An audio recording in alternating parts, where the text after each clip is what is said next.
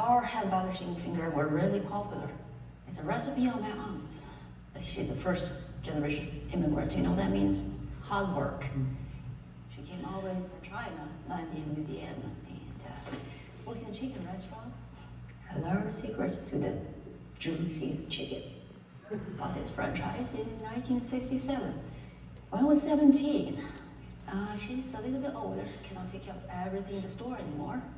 She called me up, said, hey, come down here and take care of the store with me. So I came from China and helped manage the store since then. Her pride and joy is her recipe with hand buttered chicken fingers. The problem is my aunt's recipe, which is what we've been serving for God knows since the beginning of 1967, and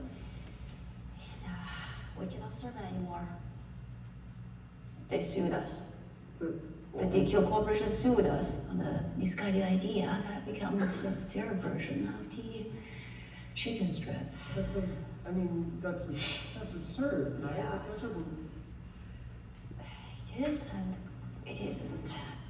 It is a franchise and it's the law. But we're not stupid. My aunt left a loophole in that contract that we're countersuing. But before that said, we have to serve their frozen chicken strip.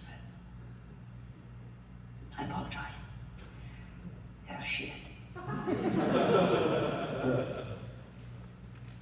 Thank you for understanding. Spread the word. Maybe give this young man a button. Good day.